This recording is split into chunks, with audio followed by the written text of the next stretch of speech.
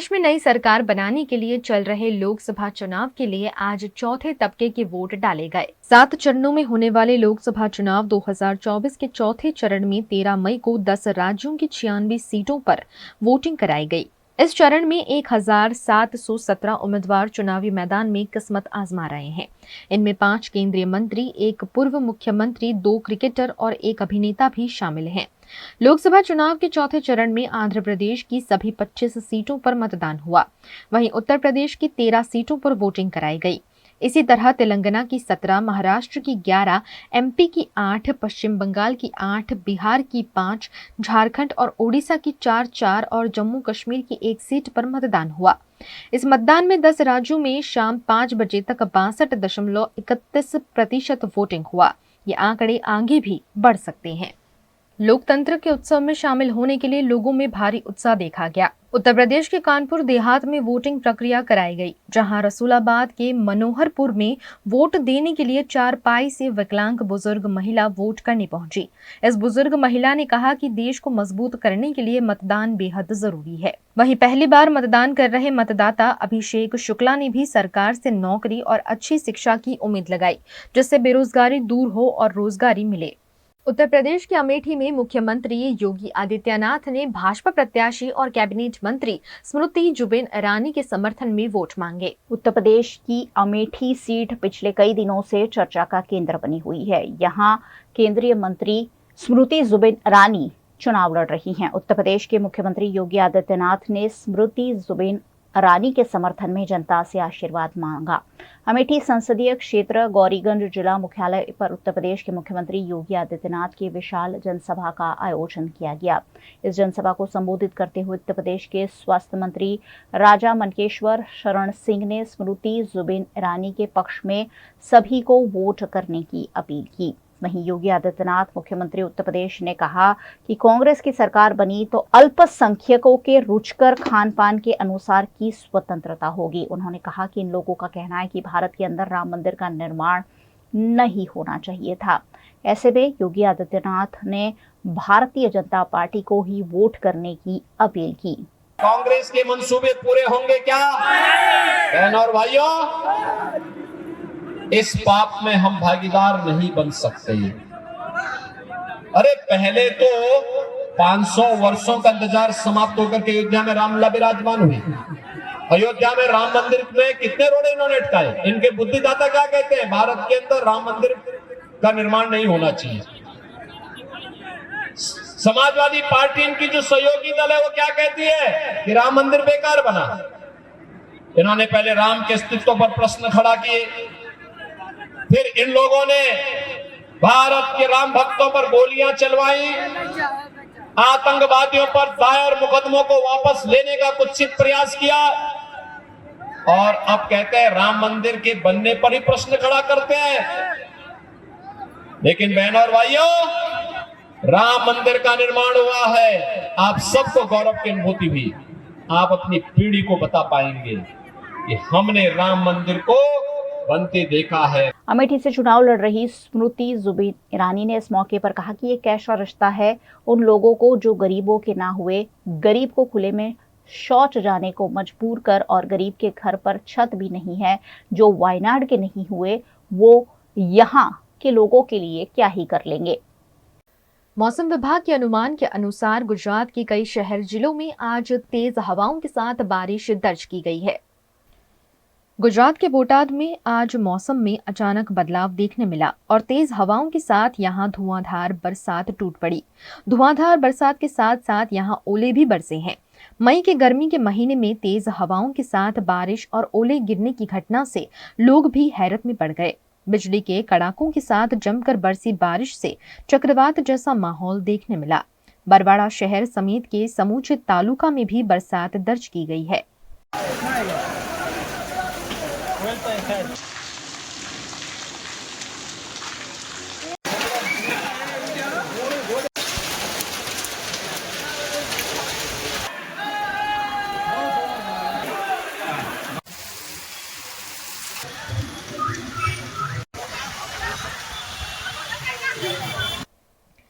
गुजरात के अमरेली में भी आज बिन मौसम बारिश दर्ज की गई। मौसम विभाग के पूर्व अनुमान के अनुसार यहां तेज हवाओं के साथ जमकर बारिश बरसी, जिससे गर्मी से तो लोगों को राहत मिली है, लेकिन किसानों के माथे पर चिंता के बल पड़ गए हैं। यहां बिन मौसम बारिश ने ऐसा माहौल जमाया जैसे गर्मी का नहीं मानसून का महीना चल रहा हो।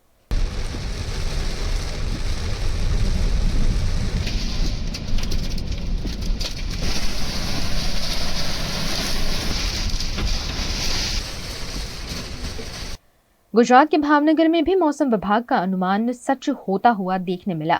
गर्मी के मई महीने में भावनगर के कई तालुका में आसमान से अचानक बादल उमड़ आए और सीहोर समेत के गांव में भारी बरसात दर्ज हुई है। ग्रामीण इलाकों में आसमान में बादल के साथ साथ तेज हवाएं भी चली। तेज हवाओं के साथ बरसी बारिश से जनजीवन भी प्रभावित हुआ।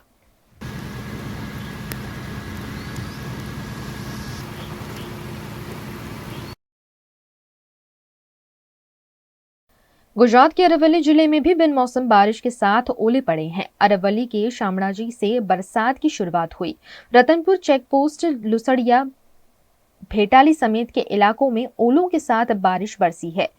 गर्मी में तप रहे लोगों को तो बारिश से आनंद मिला है, लेकिन किसानों की फसल खराब हो सकती है। Run visuals.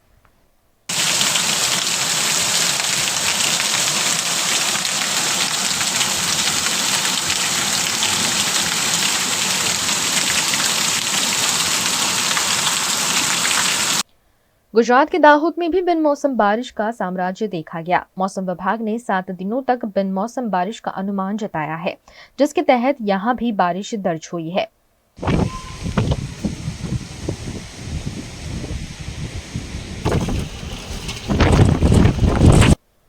गुजरात के अहमदाबाद में भी मौसम में अचानक बदलाव देखने मिला। तेज हवाओं से उड़ी धूल के बीच कई इलाकों में बरसात बरसती हुई देखने मिली। तेज हवाओं और उड़ती हुई धूल से जीरो विजिबिलिटी का सामना भी वाहन चालकों को करना पड़ा।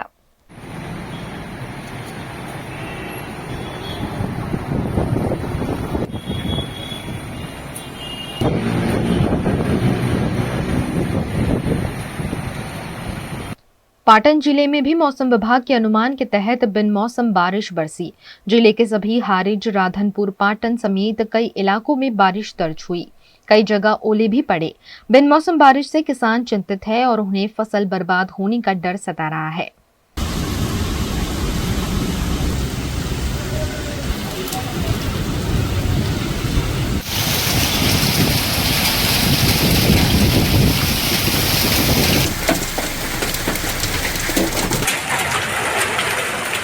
गुजरात के संतरामपुर में भी चक्रवात के साथ बारिश दर्ज हुई। बिजली के कड़ाकों के साथ धुआंधार बरसात बरसती हुई देखने मिली, जिससे कई लोग मुसीबत में पड़ गए। तेज हवाओं के साथ बरसी बारिश के चलते कई अप्रिय घटनाएं भी दर्ज हुई। वहीं किसानों को अपनी फसल खराब होने का डर सता रहा है।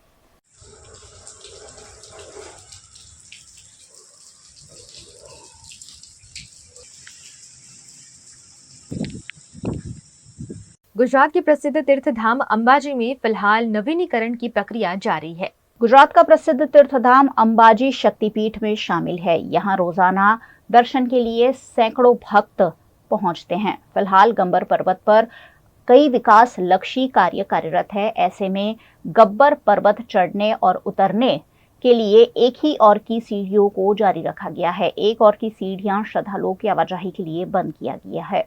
फिलहाल गब्बर चढ़ने और उतरने के लिए नवीनीकरण का कार्य सीढ़ियों में किया जा रहा है और उसी के चलते श्रद्धालुओं को जिन सीढ़ियों से नीचे उतरते हैं उन्हीं सीढ़ियों से ऊपर चढ़ने की व्यवस्था की गई है।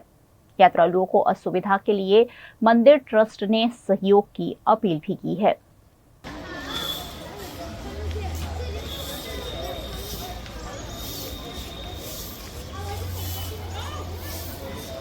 गुजरात के अमरेली के भाजपा कार्यालय में IFFCO के नवनियुक्त अध्यक्ष दिलीप संघानी का सम्मान किया गया। हाल ही में इफ्को के चेयरमैन के रूप में दिलीप संघानी का निर्विरोध चयन हुआ है। दिलीप संघानी का गुजरात के अमरेली के भारतीय जनता पार्टी के कार्यालय में सम्मान किया गया। इस मौके पर दिलीप संघानी द्वारा शक्ति प्रदर्शन करते हुए अपनी ताकत दिखाई गई। इफ्को के चेयरमैन दिलीप संघानी निर्विरोध चुने गए हैं, जिससे लोगों में खुशी का माहौल है। इसी बीच अमरेली जिला भाजपा कार्यालय में विविध संस्थाओं और भारतीय जनता पार्टी के अग्रणियों द्वारा दिलीप संघाणी के जन्मदिन पर उनका सम्मान किया गया। इस मौके पर सांसद नारायण काछड़िया, अमर डेयरी के चेयरमैन अश्विन सावलिया समेत के अग्रणी उपस्थित रहे, लेकिन एक भी विधायक कार्यक्रम में मौजूद नहीं रहा, जो चर्चा का केंद्र बना। अमरेली में वैसे भी फिलहाल राजनीति गरमाई हुई है और इसी बीच विधायकों की अनुपस्थिति पर कई तरह के सवाल उठे।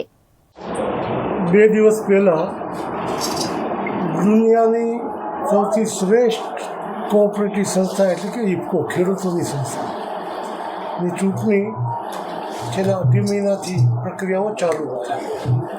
પ્રાઇમરી સોસાયટીમાંથી આરજીબી એટલે રિપ્રેઝેન્ટેટિવ ઓફ જનરલ બોડીના મેમ્બર ચૂંટાયા દેશભરમાંથી અને ત્યારબાદ 2 દિવસ પહેલાં દિલ્હી ખાતે આરજીબી દ્વારા ડિરેક્ટરોની ચૂંટણી થઈ।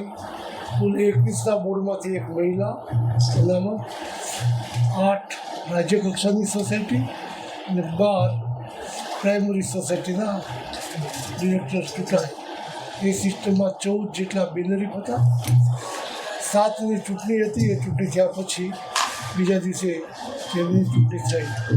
હું આપણા માધ્યમથી ગુજરાતના આરજીબી અને દેશભરના ડિરેક્ટરોનો આભારી છું કે એમને પુનઃ મારામાં વિશ્વાસ મૂકીને આ જવાબદારી મને વિના વિરોધ ચેરમેન બનવામાં આપી। ઇફકો માત્ર સરકારી પ્રવૃત્તિ કરીને નફો રોલવાનું કામ નથી કરતી। ખેડૂતોની તો સેવા કરે છે, પણ કુદરતી આફત હોય, આકસ્મિક પ્રસંગો હોય, વાવાઝોડું હોય, ભૂકંપ હોય, સાયક્લોન જેવા પરિસ્થિતિમાં લોકોને સામાજિક દાયિત્વ જાળવીને એ મદદરૂપ થતા હોય છે। કે આ કોરોના કાળમાં જ્યારે પીએમએ અપીલ કરી કે આ કોરોનાને પહોંચી વળવા માટે દેશની જનતા સગવડતા હોય પ્રમાણે આમાં સહાય કરી। ઇફકોએ વિલંબ કર્યા વિના 1 કલાકમાં 25 કરોડ રૂપિયા પીએમ ફંડમાં જમા કરાવીને એક સહકારી ક્ષેત્રની જવાબદારી નિભાવી હતી। સિક્કિમમાં વાવાઝોડું આવ્યું, પૂર આવ્યું, ત્યારે પણ ત્યાં જરૂરિયાત જેટલી મદદ ઇફકોએ કરી। કોરોનામાં દેશભરમાં જ્યાં જરૂરિયાત ત્યાં પણ મદદ કરી। गुजरात के वडोदरा के शास्त्री पोल में युवाओं को बढ़ावा देने के लिए बॉक्स क्रिकेट टूर्नामेंट का आयोजन किया गया। वडोदरा के शास्त्री पोल युवक मंडल द्वारा बॉक्स क्रिकेट टूर्नामेंट का आयोजन किया गया, जिसमें 50 टीमों में बड़ी संख्या में युवाओं ने हिस्सा लेते हुए अपनी अपनी प्रतिभा दिखाई। टूर्नामेंट में अच्छा प्रदर्शन करने वाली टीम और युवाओं को मनमोहन समोसा और मनमोहन वड़ा पाव की ओर से ट्रॉफी देकर सम्मानित किया गया। इस मौके पर विशाल विचारे द्वारा विजेताओं को नगद पुरस्कार और अन्य इनाम भी दिए गए। कार्यक्रम में सिंधी समाज के अग्रणी सम्मुख ज्ञानचंदानी ने खिलाड़ियों के साथ अपना जन्मदिन भी मनाया। छेल्ला કેટલાક વર્ષોથી અહીંયા શાસ્ત્રી પોલ યુવક મંડળ દ્વારા શાસ્ત્રી પોલ બોક્સ ક્રિકેટ ટુર્નામેન્ટનું આયોજન કરવામાં આવે છે અને આ આયોજન બહુ સુંદર નમૂને થાય છે અને 5 દિવસ આ મેચો ચાલે છે। 50થી વધારે ટીમો અહીંયા શાસ્ત્રી પોલ યુવક મંડળમાં જે બોક્સ ટુર્નામેન્ટ રાખી હતી એમાં ભાગ લીધો હતો અને આ 2 ટીમો જે જીતી છે, રનર્સ અને વિનર્સ, અને એમાં બી બહુ ઉત્સાહ છે અને અમારે ગેરંટી છે કે આ નાના જે બાળકો જે આ બોક્સ ટુર્નામેન્ટનું આયોજન કરે છે એ બીજા વર્ષે આનાથી પણ સારી રીતે આયોજન કરશે। गुजरात के कई शहर जिलों में मौसम विभाग के पूर्व अनुमान के अनुसार बिन मौसम बारिश होने से किसान सख्ते में आ गए हैं। गुजरात के वडोदरा जिला के करजण के शिनोर के कई गांवों में बिन मौसम बारिश दर्ज की गई। भीषण गर्मी के माहौल के बीच करजण के सिमरी मेथी समेत के गांव में बिन मौसम बारिश दर्ज हुई है। तेज हवाओं के साथ हुई बारिश से सिनोर के साधली दिवेर समेत के कई गांव में किसानों की फसल पर भी असर पड़ा। बिन मौसम बारिश के चलते किसानों को फसल खराब होने का डर सता रहा है।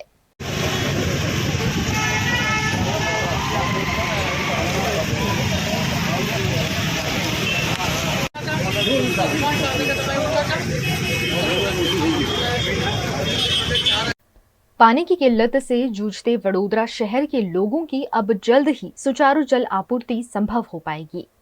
गुजरात के वडोदरा के कई इलाकों में सुचारू जलापूर्ति नहीं होने की शिकायत अक्सर सामने आती रहती है।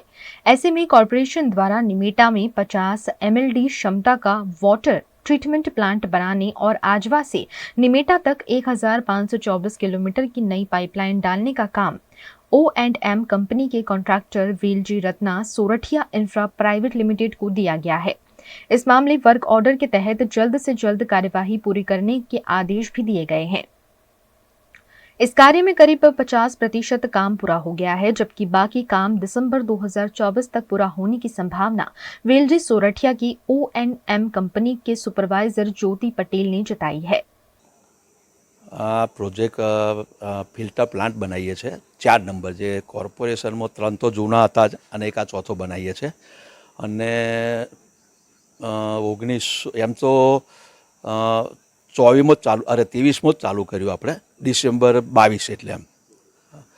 અને પહેલાં ઓર્ડર તો બહુ પહેલાં મળેલો હતો, પણ એમાં ડિસ્પ્યુટ પડેલા એટલે એ કામ બંધ રહેલું અને 2022 ડિસેમ્બરમાં આપણે ચાલુ કર્યું. અને લગભગ 24ની જાન્યુઆરી ફેબ્રુઆરી સુધીમાં પ્રોજેક્ટ પૂરો કરવાની અમારી ગણતરી છે. 50% કામ અત્યારે લગભગ પતી ગયું છે. પાઇપો સાથે 7.5 કિલોમીટર જે લાઈન નાખવાની છે આજવાથી નિમેટા, એમાં લગભગ 50%ની ઉપર અમે નાખી દીધી છે. જૂની કાઢી અને નવી નાખીએ છીએ 1500 ડાયાની લાઈન. અને અહીંયા જે ફિલ્ટર પ્લાન્ટ બને છે એમાં બી 50%ની ઉપર કામ ચાલુ થઈ ગયું છે.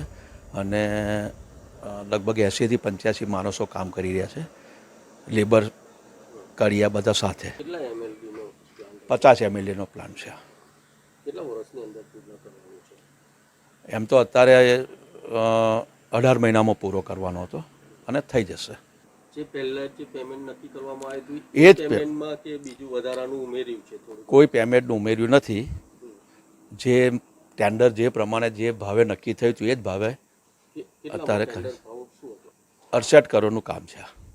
આ વેબસપ કંપની છે અંજાર પાઇપો માટે, અને સળિયા નેશનલ કંપનીના છે, અને સિમેન્ટ કમળનો વાપરીએ છીએ. જે ટેન્ડરમાં જે મંજૂર કરેલું છે કે ભાઈ આ જ કંપનીનું વસ્તુ જોશે, એ જ કંપનીનું આપણે માલ મંગાવીએ છીએ. અને થર્ડ પાર્ટી ઇન્સ્પેક્શનમાં બી આ લોકો દરરોજ અહીં આવે છે અને ચેક કરે છે કે ભાઈ સ્ટીલ બરાબર છે, સિમેન્ટ બરાબર છે, માલ બરાબર વપરાય છે, એ બધું ચેક કરે છે લોકો. इस काम को O&M कंपनी के मालिक वेलजी सोरठिया द्वारा तेजी दे दी गई है। दिवाली के आसपास इस काम को पूरा कर वडोदरा शहर के लोगों को जरूरत के मुताबिक का पानी पहुंचाने की कवायद जोरों शोरों से जारी है। इस काम से वडोदरा शहर के नागरिकों को तो फायदा हो ही रहा है, साथ ही कॉरपोरेशन की तिजोरी को भी सीधा फायदा पहुंच रहा है। ऐसे में ये कार्य जल्द से जल्द पूरा हो, ऐसी उम्मीद वडोदरा के नागरिक लगा रहे हैं। गुजरात के प्रसिद्ध तीर्थधाम सोमनाथ में 74वां प्राण प्रतिष्ठा दिवस विभिन्न धार्मिक आयोजनों के साथ मनाया गया। सोमनाथ महादेव के 74वें प्रतिष्ठा दिवस के मौके पर सोमपुरा ब्रह्मा समाज द्वारा भव्य पालकी यात्रा का आयोजन किया गया, जिसमें बड़ी संख्या में ब्राह्मण और शहर के लोग शामिल हुए। सोमनाथ प्रभात क्षेत्र में भगवान सोमनाथ महादेव की पालकी यात्रा के दौरान हर हर महादेव के जयकारे गूंजते हुए देखने मिले। अमूमन श्रावण महीना और शिवरात्रि के दौरान सोमनाथ दादा की पालकी यात्रा का आयोजन किया जाता है, जो प्रतिष्ठा दिवस के मौके पर भी निकाली गई। ढोल नगाड़ा और बैंड बाजे के साथ निकली इस भव्य पालकी यात्रा का दर्शन करने बड़ी संख्या में लोग उमड़ पड़े।